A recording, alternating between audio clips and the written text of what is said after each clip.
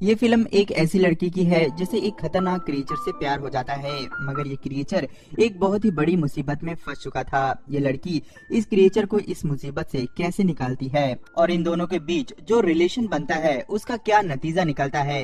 ये फिल्म काफी मजेदार है। फिल्म की शुरुआत में एक शहर को दिखाया जाता है। उसी शहर में एक लड़की का सीन दिखाया जाता है जिसका नाम इलाजिया होता है। इलाजिया का कोई दोस्त नहीं होता, जिसकी वजह से वह अकेली रहती है। इलाजिया बोल नहीं सकती। इलाजिया का एक पड़ोसी होता है जिसका नाम जायज होता है। वहीं इलाजिया एक लैब में सफाई का काम करती है। वहां पर उसकी एक सहकर्मी होती है जो उसकी बेस्ट फ्रेंड होती है। सिर्फ वही इलाजिया को पसंद करती थी, बाकी के लोग इलाजिया से ठीक से बात भी नहीं करते थे, इसीलिए इलाजिया भी ज्यादा किसी से बात नहीं करती थी। इसके बाद दिखाया जाता है कि एक ऑफिसर आता है और सभी से कहता है कि आज हमारे लैब में एक टीम आ रही है जो अपने साथ कुछ ऐसी चीज ला रही है जो काफी ज्यादा मिस्टीरियस है और आज से पहले किसी ने भी उसे नहीं देखा है। तभी वह टीम वहां पर आ जाती है। उनके साथ एक बड़ा सा वाटर टैंक होता है। इस टैंक के पानी में कोई अजीब सी चीज होती है। इलाजिया जब उसके पास जाती है तो वह चीज मूवमेंट करने लगती है। तभी एक टीम आती है और इस मिस्टीरियस चीज को अपने साथ लैब में सेफ जगह पर ले जाती है। इलाजिया और उसके दोस्त को कुछ भी समझ नहीं आता। दूसरे दिन जब वे लोग सफाई कर रहे होते हैं तो उन्हें उस रूम में कोई आवाज आती है, जैसे कोई चीख रहा हो। इसके साथ ही एक आदमी वहां से बाहर निकलता हुआ दिखाई देता है जो कि वहां का कर्नल होता है। उसका पूरा शरीर खून से लथपथ होता है। यही कर्नल इस पूरे प्रोजेक्ट का हेड होता है। उसके हाथ से लगातार खून बह रहा था। तभी एक टीम आकर कर्नल को अपने साथ ले जाती है। इलाजिया और उसकी दोस्त को ये ऑर्डर दिया जाता है कि इस रूम को अच्छी तरह से साफ कर दो। जब इलाजिया और उसकी दोस्त अंदर जाती हैं, तो वे हैरान हो जाती हैं। वहाँ चारों तरफ खून पड़ा होता है, साथ ही 2 कटी हुई उंगलियां भी होती हैं। वे उन उंगलियों को एक पैकेट में रख लेती है। उसकी दोस्त किसी को बुलाने बाहर जाती है। इलाजिया आगे बढ़ती है तो देखती है कि एक बड़े से वाटर टैंक में एक क्रिएचर होता है। वे दिखने में बिल्कुल इंसानों की तरह होता है। वे जब इलाजिया को देखता है तो पास आ जाता है। तभी वहाँ इलाजिया के दोस्त और एक ऑफिसर आ जाते हैं। वे क्रिएचर पीछे की तरफ चला जाता है। अब इलाजिया को उस क्रिएचर के बारे में पता चल चुका था। दूसरे दिन फिर इलाजिया उस क्रिएचर के पास जाती है जिसे कि एक बड़े पूल में रखा गया होता है। वे अपने साथ एक अंडा भी लाई होती है। वह चम्मच से अंडे को ठोकती है जिसके कारण आवाज पैदा हो, क्योंकि इलाजिया बोल नहीं सकती थी। वह क्रिएचर आवाज सुनकर बाहर आ जाता है। इलाजिया उस क्रिएचर को अंडे देती है, लेकिन वह काफी डरा हुआ होता है। वह इलाजिया के हाथ से अंडा नहीं लेता, इसीलिए इलाजिया उस अंडे को छीलकर उस पूल के किनारे पर रख देती है। वह क्रिएचर उस अंडे को लेकर वापस पानी में चला जाता है। इलाजिया भी बाहर चली जाती है। इसके बाद वह कर्नल इलाजिया और उसके दोस्त को अपनी कैबिन में बुलाता है। वह उन्हें बताता है कि जितना हो सके उस क्रिएचर से दूर रहो। वह बहुत ही खतरनाक जानवर है। तुम्हारी ड्यूटी सिर्फ इतनी है कि उस रूम को साफ करना है। लेकिन इलाजिया कर्नल की बात नहीं मानती। दूसरे दिन इलाजिया फिर अंडे लेकर जाती है, साथ ही एक म्यूजिक सिस्टम भी ले जाती है। वे म्यूजिक बजाती है, साथ ही अंडा निकाल कर किनारे पर रख देती है। वो क्रिएचर बाहर आता है और म्यूजिक सुनने के साथ साथ अंडे खाने लगता है। इलाजिया भी वहीं पर अपना लंच खत्म करती है। इस तरह इलाजिया डेली लंच के समय वहां पर आकर अपना टाइम स्पेंड करने लगती है। उसे क्रिएचर की भाषा तो नहीं समझ आ रही थी, लेकिन फिर भी दोनों में अच्छी दोस्ती हो गई थी। इस तरह एक दिन वे दोनों इसी तरह एंजॉय कर रहे होते हैं कि तभी वहां पर डॉक्टर आ जाता है। वह इन दोनों को आपस में बातें करते सुन लेता है, लेकिन वह इसे देखकर छुप जाता है। वह डॉक्टर इस क्रिएचर पर अपनी रिसर्च कर रहा था। वह समझ जाता है कि इन दोनों के बीच एक रिलेशन बन चुका है। वह डॉक्टर एक साइंटिस्ट होता है जो अमेरिका के लिए रिसर्च कर रहा होता है, साथ ही वह एक जर्मन एजेंट भी होता है। दूसरे दिन इलाजिया सफाई करने के लिए जैसे अंदर जाती है तो वह हैरान हो जाती है, क्योंकि उस क्रिएचर को जंजीरों से बांधा गया था। साथ ही वह क्रिएचर बहुत ज्यादा घायल होता है। तभी उसे पता लगता है कि कोई इस तरफ ही आ रहा है, तो वह जल्दी से छुप जाती है। कर्नल और उसकी टीम अंदर आते हैं। वहाँ पर एक इलेक्ट्रॉनिक रॉड पड़ा होता है। कर्नल उस रॉड को उठाकर क्रिएचर को इलेक्ट्रिक शॉक देता है। क्रिएचर बहुत ही ज्यादा तड़पता है। तभी वहाँ पर जर्नल आता है। वह उस क्रिएचर को देखकर बहुत ही ज्यादा खुश होता है। वह कहता है कि उन्हें नहीं पता था कि ये इतना बड़ा क्रिएचर होगा। मैंने तो सोचा था ये बहुत ही छोटा होगा। कर्नल बताता है कि अमेज़न के जंगलों में रहने वाले लोग इसे अपना भगवान समझते हैं और इसकी पूजा करते हैं। कर्नल कहता है कि अगर हमें इसके बारे में पता करना है तो हमें इसे मारना पड़ेगा, क्योंकि तभी हमें ये पता चलेगा कि इसकी बॉडी में ऐसा क्या खास है। डॉक्टर कहता है कि इसकी हालत बहुत खराब है। सबसे अलग बात ये है कि ये 2 जगह से सांस ले सकता है। हमें इस पर रिसर्च करनी चाहिए, इसे मारने में कोई फायदा नहीं होगा। कर्नल डॉक्टर की बात मानने को तैयार नहीं होता। डॉक्टर कहता है कि अगर इसे हमने तुरंत पानी में नहीं छोड़ा तो ये कभी भी मर सकता है। क्रिएचर को पानी में डाल दिया जाता है। वह डॉक्टर सभी को कहता है कि आप इस क्रिएचर को मार नहीं सकते। जनरल कहता है कि तुम मुझे मत समझाओ कि मुझे क्या करना है, मेरे पास पूरी अथॉरिटी है। मैं इस क्रिएचर के साथ जो चाहे करूं, ये मेरी मर्जी है। वह कर्नल से कहता है कि इस क्रिएचर की चीड़ फाड़ करके जल्द से जल्द मुझे रिपोर्ट दो, आखिर पता तो चले ये चीज क्या है। डॉक्टर ये सुनकर काफी दुखी हो जाता है। वह इस बेजुबान क्रिएचर को मारना नहीं चाहता था। इलाइजा ने भी कर्नल और जनरल के बीच हुई सारी बातें सुन ली थी। उसे भी सारी बात समझ आ चुकी थी। वह भी बहुत ज्यादा दुखी हो जाती है।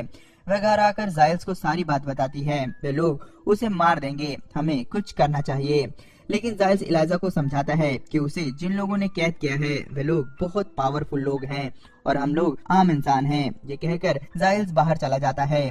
इलाइजा बहुत दुखी हो जाती है। तभी जाइल्स सोचते हैं कि आखिर इलाइजा का मेरे सिवाय है ही कौन। इसीलिए वह वापस आते हैं और इलाइजा से कहते हैं कि हम फैमिली हैं और हम तुम्हारा साथ देंगे। वे दोनों प्लान बनाते हैं। सबसे पहले इलाइजा वहां पर जाकर सारे कैमरे को ऊपर की तरफ कर देती है, जिससे कि किसी को भी कुछ भी पता न चल सके कि इस क्रिएचर को कौन ले गया है। इसके बाद वह एक कार्ट में ढेर सारे टावर डाल देती है। इसके बाद वह उस पूल में उस क्रिएचर के पास जाती है और उसे बाहर निकालने की कोशिश करती है। तभी वहां पर डॉक्टर आ जाता है। इलाइजा उसे देखकर डर जाती है, लेकिन डॉक्टर भी उस क्रिएचर की जान बचाना चाहता था। इसीलिए वह उन जंजीरों की चाबी इलाइजा को दे देता है। वह उसे खोलकर उस कार्ट में डाल देती है। वह जब कार्ट को लेकर जा रही होती है तो रास्ते में उसे उसकी फ्रेंड मिलती है। वह तुरंत समझ जाती है कि इलाइजा क्या कर रही है। पहले तो वह उसे मना करती है, मगर जब इलाइजा उसे सारी बात बताती है तो वह समझ जाती है और उसे जाने देती है। वे दोनों बाहर की तरफ आते हैं। इधर जाइल्स अपनी गाड़ी लेकर अंदर की तरफ जाता है, जहां पर गार्ड को शक हो जाता है। इसीलिए वह उसे अंदर नहीं आने देता। यहाँ पर भी डॉक्टर उस गार्ड को बेहोश करके उसकी मदद करता है। तभी वे दोनों उस क्रिएचर को लेकर बाहर आते हैं और गाड़ी में बैठकर भागने लगते हैं। इलाइजा उस क्रिएचर को अपने घर ले जाती है और बाथटब में डाल देती है, क्योंकि उसे पानी की जरूरत थी। इलाइजा अपने दोस्त को पाकर बहुत ज्यादा खुश होती है और वह डिसाइड करती है कि 10 तारीख को वह उसे रिवर में छोड़ आएगी, क्योंकि 10 तारीख को बारिश की संभावना थी। पानी के सहारे वह अपने घर तक चला जाएगा।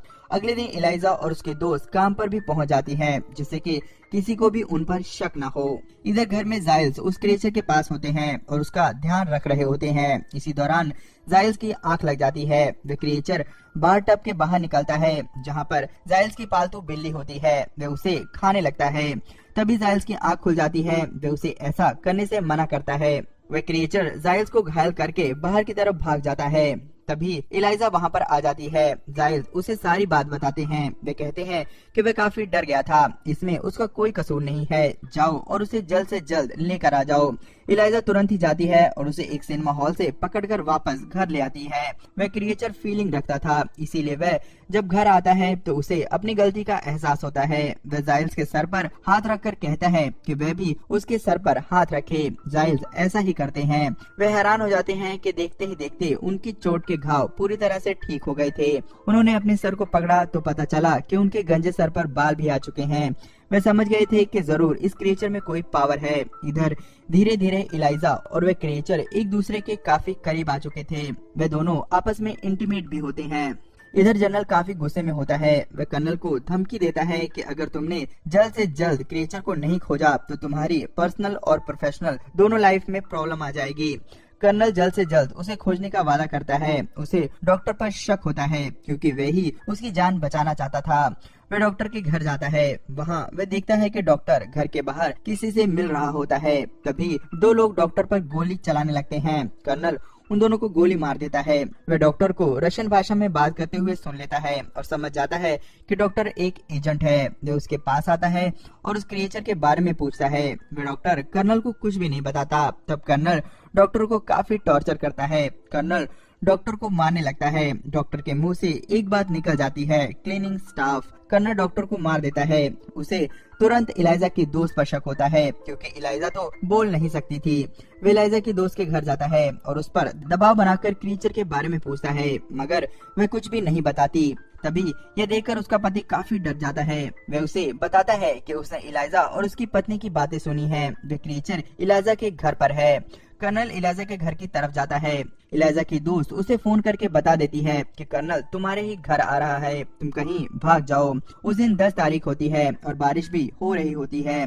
इलाइजा जाइल्स के साथ उस क्रीचर को लेकर नदी पर चली जाती है। इधर कर्नल इलाइजा के घर आता है तो उसे वहाँ कोई भी नहीं मिलता।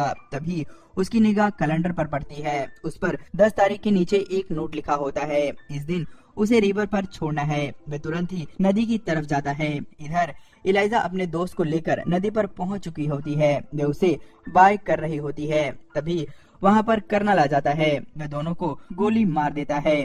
दोनों नीचे गिर जाते हैं। तभी वह क्रीचर उठता है। इससे पहले कि कर्नल दोबारा गोली मार सके, क्रीचर कर्नल के पास पहुंच जाता है। इससे पहले कि कर्नल कुछ सोचता, क्रीचर उसे मार देता है। इसके बाद वह क्रीचर इलाइजा को गोद में उठाकर नीचे नदी में कूद जाता है। वह समुद्र की गहराइयों में चला जाता है। वह इलाइजा के गर्दन पर उस निशान पर हाथ रखता है, जिससे कि वहाँ पर एक अलग सा कुछ बन जाता है। इस तरह से इलाइजा पानी में भी सांस ले पा रही थी। साथ ही वे क्रीचर इलाइजा को जीवित कर देता है। उसके पास बहुत ही पावर्स होती हैं। वे उसे लेकर गहरे समुद्र में चला जाता है, जहाँ पर दोनों एक दूसरे को गले लगा लेते हैं। इलाइजा भी पानी में उसी के साथ रहने लगती है और इन दोनों की प्रेम कहानी यहीं खत्म हो जाती है। दोस्तों, इस कहानी में अगर इलाइजा का कैरेक्टर आपको अच्छा लगा हो तो इलाइजा के लिए एक लाइक जरूर करें और आगे भी हमारे साथ बने रहने के लिए और ऐसी मजेदार वीडियोस के लिए चैनल को जरूर सब्सक्राइब कर लें। धन्यवाद।